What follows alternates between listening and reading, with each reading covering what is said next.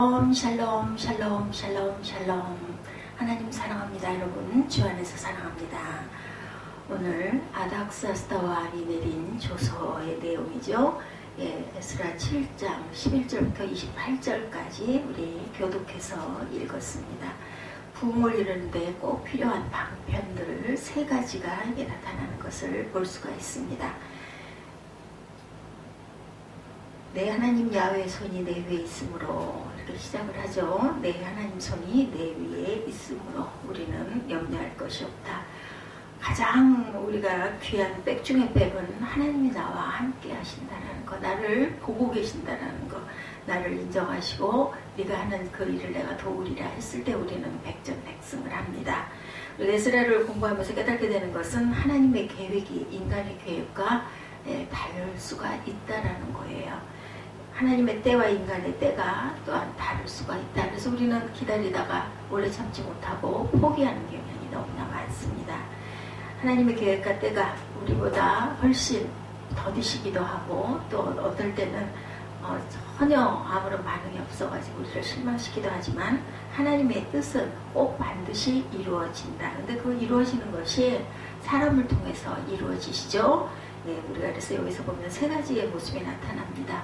하나님께서 우리에게 사람을 붙여주시고 그리고 또 그 일에 필요한 물질도 허락하여 주시고 그리고 지혜도 허락하여 주신다는 것. 사람과 물질과 지혜 이 세 가지가 꼭 있다. 70년에 바벨론 포로에서 돌아온 이스라엘 백성들이 스룹바벨을 중심으로 무너진 예루살렘 성전을 재건합니다. 그리고 스룹바벨이 예루살렘에 들어와 성전을 지은 지 58년 후에 율법의 정통한 학자였고 제사장이었던 에스라가 약 1800명과 함께 시분의 땅 예루살렘으로 돌아오게 되죠. 이게 2차 포로 귀환입니다.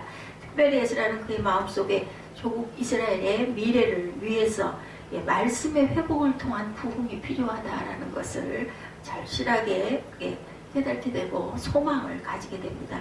그래서 10절을 통해서 알 수 있듯이 이스라엘 백성들이 다시 하나님의 말씀으로 돌아가 민족 부흥을 이루기 위해 세 가지 원칙을 세웁니다. 첫 번째는 야훼의 율법을 연구해서 준행하고 가르치기로 결심하였더라.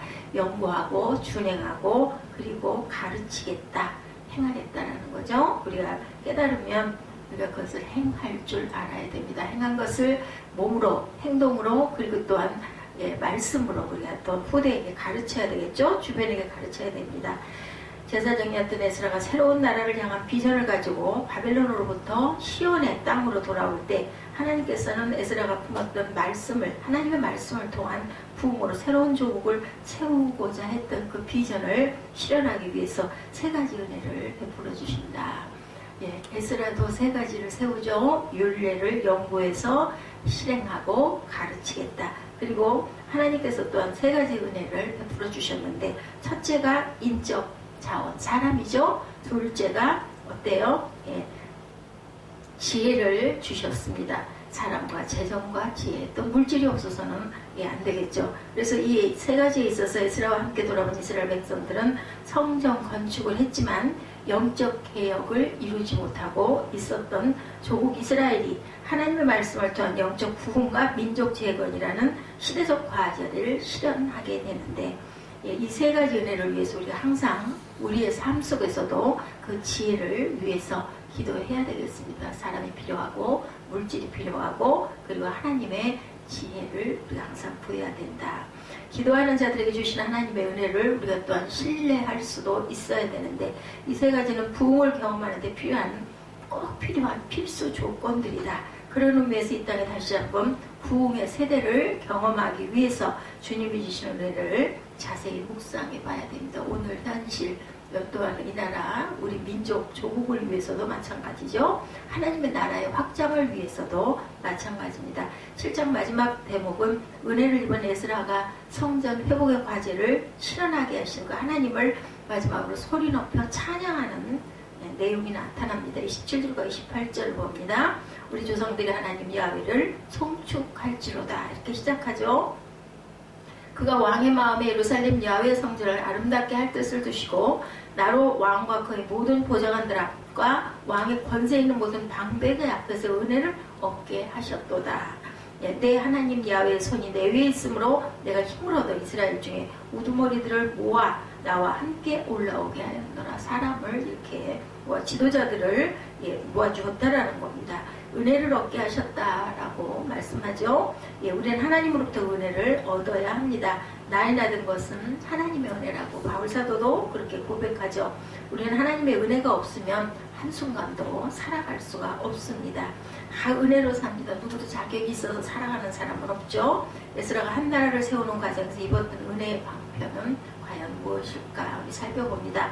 에스라가 하나님의 말씀을 통한 부흥으로 민족을 새롭게 세우고자 했을 때 하나님께서 그에게 주신 은혜의 도구들은 아까 말씀드렸듯이 세 가지입니다. 첫째는 사람이죠. 28절에 에스라가 하나님께로부터 입은 첫 번째 은혜는 이스라엘 중에 우두머리들을 모아 함께 시온의 땅으로 올라오게 하셨다는 거죠. 여기서 우두머리들이라는 것은 지도자들을 의미합니다.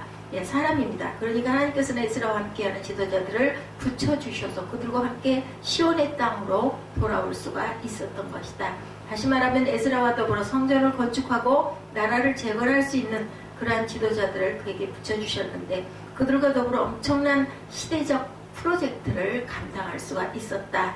에스라 8장에 보면 거기에는 수많은 사람들의 이름이 기록되어 있죠. 에스라와 함께 바벨론으로부터 시온 땅으로 돌아올 지도자들의 명단을 소상하게 밝히고 있습니다. 그들이 함께 돌아올 수 있도록 시대적 조건을 용이하게 가능하게 만든 것은 그 당시 전 세계에서 가장 강력한 통치자였던 페르시아 제국의 아닥사스다 왕이 조소를 내렸기 때문입니다. 그가 그렇게 한 것은 그 배후에 누가 하나님의 주권이 역사하셨기 때문이다. 12절과 13절을 봅니다. 모든 왕 아닥사스다는 하늘의 하나님 율법의 완전한 하나님의 완전한 학자 겸 제사장 에스라에게 조소를 내리노니 우리나라에 있는 이스라엘 백성과 그들 제사장들과 레위 사람들 중에 예루살렘으로 올라갈 뜻이 있는 자는 누구든지 함께 갈지니라. 너와 함께 뜻 있는 자를 다 모아 데리고 가라. 하나님을 믿지 않는 왕이었어요. 아닥사스다 왕은 그렇죠. 이방 왕입니다. 그러나 하나님은 그런 사람들도 감동시키셔서 사용하신다. 아닥사스다 왕의 입을 통해 너와 함께 할 사람을 데리고 가라고 명령을 내리죠. 에스라는 1800여 명을 데리고 시온의 땅으로 돌아오게 됩니다. 유명한 중국의 내지 선교의 전설적 개척자였던 허드슨 테일러가 자주 했던 말들 가운데 이런 말이 있습니다. 하나님의 방법은 사람이다. 하나님은 사람들을 통해서 역사하신다. 사람이 없다고 하나님이 어떤 일을 이루지 못하실 일은 없습니다. 그런데 꼭 보면 사람을 통해서 어린 아이라도 사용하시는 하나님이시죠. 하나님의 방법은 사람이다. 옆에 있는 우리 주변에 계신 분들에게 당신을 통해서 하나님의 역사가 일어납니다. 이렇게 서로 고백해 보시기 바랍니다. 당신이 그 사람이다. 내가 바로 그 사람입니다. 당신이 바로 그 사람입니다. 우리가 모두 다 그 사람이다. 쓰임받는 사람들이죠. 쓰임을 받지 못한다는 것은 참 불행한 일이에요. 세상에 우리가 삶 속에서도 쓰이고 귀하게 여겨지는 사람들, 존귀한 사람들, 그런 사람들이 다 되어야 할 줄로 믿습니다. 있으나만 하는 사람은 정말 안타까운 일이죠. 슬픈 일입니다. 하나님 나라 사역의 본질은 결코 혼자 사역하는 것이 아니다. 사람들과 함께한다. 언제나 팀 사역이 중요합니다. 그래서 예수님도 12명의 제자들을 항상 훈련시키시고 함께 동고동락하셨습니다. 예수께서 이 땅에 오셔서 하나님의 나라를 펼쳐 가실 때 이렇게 혼자 하시지 않았다. 그분에게는 신성의 거룩한 능력이 있기 때문에 사람이 더 필요치 않아요. 그런데도 항상 하나님은 홀로 하시지 않았습니다. 12명을 데리고 다니셨죠.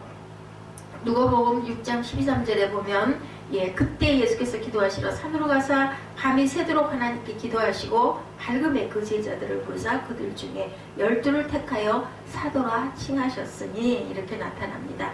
예수님께서 제자들을 세우기 위해 먼저 밤이 새도록 기도하시고 그리고 그 12명과 동역하심으로 세계 복음화의 기초를 만드셨다는 거죠. 그리고 그 12명과 동역하심으로 세계 복음화의 기초를 만드시고 예수님과 함께했던 세계 복음화의 드림팀을 이루었다. 물론 그렇다고 해서 그들이 완전한 사람들이었다는 것도 아닙니다. 배신자도 있었죠. 가룟 유다 같이 예수님을 돈을 받고 팔아 넘기는 그러한 아주 배신을 했던 그러한 사람도 있었습니다. 그럼에도 불구하고 그들은 하나님 나라의 사역을 위해 필요했던 동역자들이었다는 것을 우리가 잊어서는 안 됩니다. 이처럼 사람이 필요하고 우리가 가장 많이 사용하는 고사성어 가운데 인사만사라는 말이 있습니다. 사람으로 모든 일들을 위해서 쓰신다. 실제로 지나간 역사 속에 위대한 일을 성취한 지도자들을 보면 그의 곁에는 언제나 아주 충실한 그 신하들이 항상 있었죠. 충복들이 있었습니다. 좋은 참모, 좋은 인재들이 함께하고 있었던 것을 볼 수 있다. 그래서 결정적으로 역사에 어그러진 족적을 남긴 사람들 또한 별로 그 질이 좋지 않은 사람들, 역적들이 꼭 있죠. 그래서 망하게 하기도 합니다. 그래서 사람은 굉장히 중요한 역할을 한다. 그래서 인사만사가 아니라 망사가 되는 일도 우리 역사 속에 보면 있지요. 잘못된 사람을 사용하면 일을 망치고 나라가 망하기도 합니다. 그래서 우리가 항상 중보기도 해야 되고 중요한 핵심 가운데 하나는 어떤 사람을 위해서 기도할 때 그 사람만 위해서 하는 것이 아니라 그 사람의 주변에 함께할 사람들을 위해서 항상 기도해야 되겠다. 특별히 지도자를 위해서 기도할 때 또한 중요합니다. 바른 기독교인들을 비판하는 사람들이 아니라 그들을 위해서 세워주기 위해서 우리가 늘 기도해야 되겠다. 시국을 놓고 비판만 하지 말고 우리가 기도해야 되겠다. 비판하는 사람은 세우지를 못합니다. 그렇지죠. 그리고 주저앉게 하고 무너뜨리기 때문에 사람은 굉장히 중요하고 기도가 굉장히 중요하고 동역이 중요하죠. 어때요? 예시적 가운데 까마귀 노는 것에 백로에 가지 마라 이런 시가 있죠. 희고 흰 것에 검은 때 묻힐세라. 진실로 검은 때 묻히면 씻을 길이 없더라는 거죠. 광해군 시절에 선호당 이씨가 동생에게 벼슬을 내리면서 지은 시조로 알려져 있는데 한마디로 말해서 더러운 것 나쁜 사람들과 가까이 하다 보면 나도 모르게 내게도 그 검은 물이 튄다라는 거죠. 그래서 좋지 않은 버릇은 굉장히 빨리 듭니다. 그래서 우리는 멀리 해야 되겠다. 그래서 악은 모양이라도 버리라고 말씀을 하셨죠. 주님도. 교회 공동체에서도 좋은 믿음의 형제자매들이 모일수록 있도록 우리가 항상 기도해야 되겠습니다. 그들로 하여금 사회에 거룩한 영향을 미칠 수 있는 주의 몸된 교회가 되도록 또한 우리가 기도해야 되겠고, 그래서 예수님이 우리에게 항상 하나님의 나라를 위해 기도할 때 일관성 있게 강조하신 제목 가운데 바로 추수할 일꾼들을 보내달라고 마태복음 9장 38절에 증거합니다. 그러므로 추수하는 주인에게 청하여 추수할 일꾼들을 보내주소서 하라 하시니라. 좋은 사람, 좋은 일꾼이 있어야 좋은 나라가 열릴 수 있다는 거죠. 우리가 하나님께 구해야 할 은혜의 방편, 실제로 에스라에게 첫 번째 주셨던 은혜의 방편이 사람들을 통해서였습니다. 좋은 사람들을 그의 곁에 항상 함께 하게 하셨다는 것을 우리가 잊지 말고 우리가 그 좋은 동역자들과 함께 일할 수 있는 은혜를 나눠야 되겠죠. 두 번째 방편은 재정이다. 어떤 일을 할 때 꼭 필요한 그것은 물질입니다.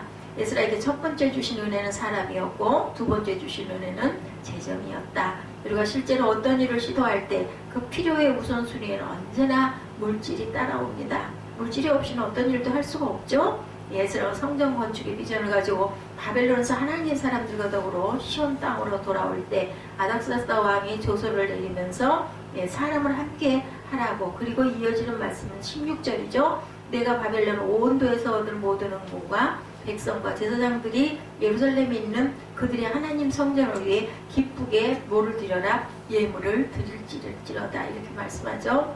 하나님을 믿지 않는 왕이 그와 같은 명령을 내리셨다.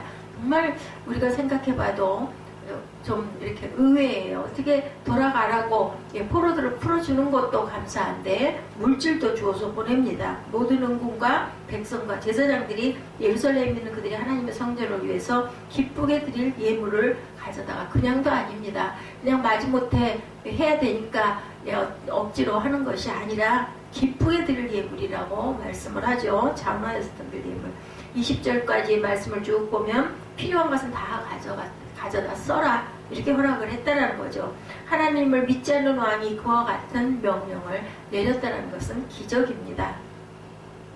하나님이 나를 기뻐하시는가, 또 이 일을 나를 통해 이루시기를 정말 기뻐하시는가, 이것을 생각해 볼 줄 알아야 된다. 그리고 우리는 돈을 놓고 고민할 필요가 그렇다면 없죠. 하나님의 것입니다. 모든 것이 다. 그렇기 때문에 그것을 우리가 하나님께 즐겁게 드릴 줄 알아야 된다. 그래서 우리가 그 마음이 굉장히 중요하다고 그러죠. 억지로 하지 않게 주옵소서 하고 우리는 늘 기도합니다.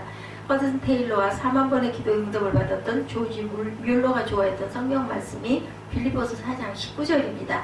나의 하나님이 그리스도 예수 안에서 영광 가운데 그 풍성한 대로 너희 모든 쓸 것을 채우시니라. 이것도 또한 누가? 하나님께서 채우신다. 모든 쓸 것을 채워주신다. 우리의 욕심까지 채워주신다라는 뜻은 아닙니다. 꼭 필요한 부분의 것은 하나님 반드시 채워주신다. 우리가 하나님의 기뻐하심을 받는 사람들이 되면, 하나님의 기뻐하시는 일을 하게 되면 반드시 책임지시고 필요한 것도 공급해 주신다라는 것을 잊어버리지 말아야 되겠죠. 그리고 세 번째로는 지혜를 주셨습니다.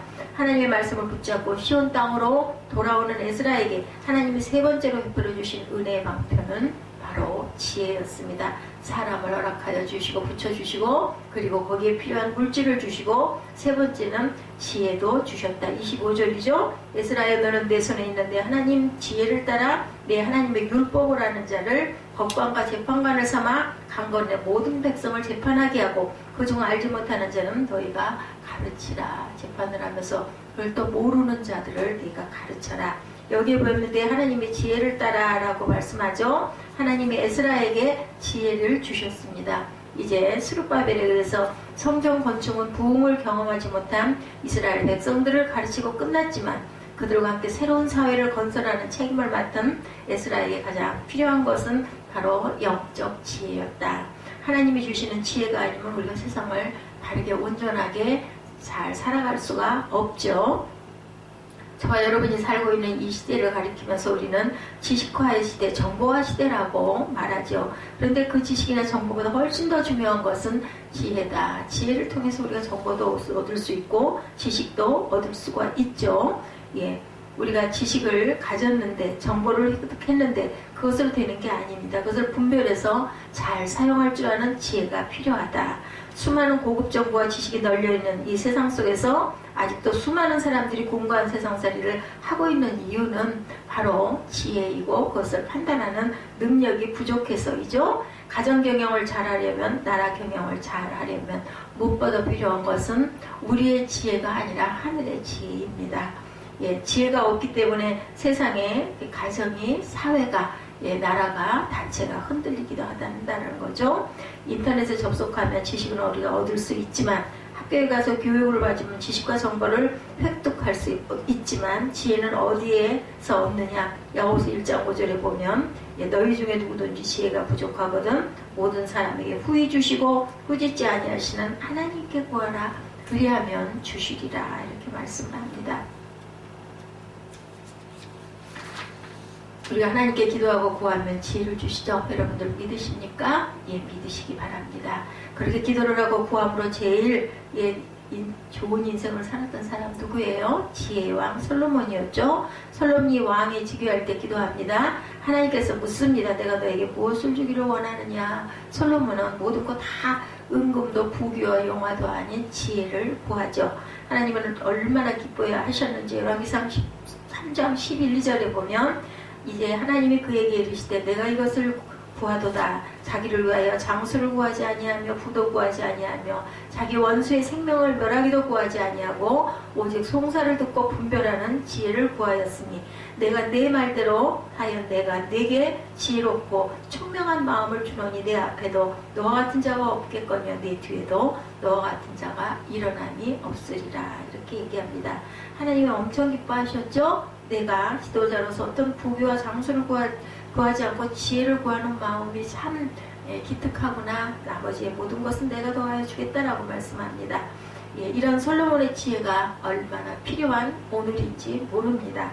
세상 시온에 돌아와 새로운 세상 시온에 돌아와 기도력을 발휘하게 된 에스라에게 하나님의 무엇보다 지혜를 따라 살아야 한다고 말씀하고 계시죠. 지식은 공부로 얻지만 지혜는 기도로만 얻는다는 사실을 우리가 절대로 잊어버려서는 안 된다. 하루하루 직면하는 수많은 선택의 마당에서 우리가 정말 기도하고 그 일을 감당한다면, 우리 가정이 하루하루 기도하면서 그 모든 일을 감당한다면 어때요? 직장과 일터에서 다가오는 수많은 스트레스에도 불구하고 우리는 그 모든 것을 잘 헤쳐나갈 수 있다. 나를 경하는 지도자들이 무릎을 꿇고 한순간순간 중요한 결정 앞에 하나님의 지혜를 구하며 나라를 경영한다면 우리나라 대한민국은 얼마나 더 복된 나라가 될까. 이제는 하나님이 주시는 은혜로만 이루어진다는 것. 그럼 그 은혜는 어디에서 올까? 은혜를 주시는 분은 바로 하나님이시고, 그리고 하나님의 아들 예수 그리스도시라는 것. 요한복음 1장 16절에 보면 하나님께서 예수님을 이 땅에 보내실 때 이렇게 선포하시죠. 우리가 다 그의 충만한 데서 받으니 은혜 위에 은혜로라. 정말 내가 그분으로 충만하면, 그분이 내 인생을 통치하면, 그분의 은혜가 임하면 그 은혜의 방편으로 그 은혜가 주어지는 것을 따라서 사람도 재정도 지혜도 주어질 것이다. 사람도 재정도 지혜도 이 세 가지가 필요하다. 오늘 이 은혜를 구하는 저와 여러분 되시기를 주님의 이름으로 축복합니다. 이제 성탄의 계절에 우리에게 풍성한 은혜를 주시고자 이 땅에 오신 주님을 인격적으로 기다리고 영접하고, 그리고 우리 심령에, 저와 여러분의 심령에 그 귀한 은혜가 충만하시기 바랍니다. 우리가 크리스마스에 선물하는 게 어떤 면으로 저는 굉장히 귀한 의미다 이렇게 생각을 합니다. 하나님께서 우리에게 주셨던 선물이 바로 이렇게 사람, 그리고 물질, 그리고 지혜, 그것을 기뻐하면서 서로에게, 정다운 사람들에게 작은 소중한 마음을 나누는 것이 바로 이러한 그 성탄의 의미가 아닐까. 예수 그리스도 오실 날이 이제 정말 눈앞에 다가왔습니다. 그래서 우리가 하루하루를 귀하게 준비하고 한 해를 또한 잘 닫고 새해를 귀한 마음으로 맞이할 수 있는 마음의 여유, 분별, 그리고 하나님의 지혜, 우리가 기도로 얻어지는 그 지혜를 구하시는 저와 여러분 되시기 바랍니다.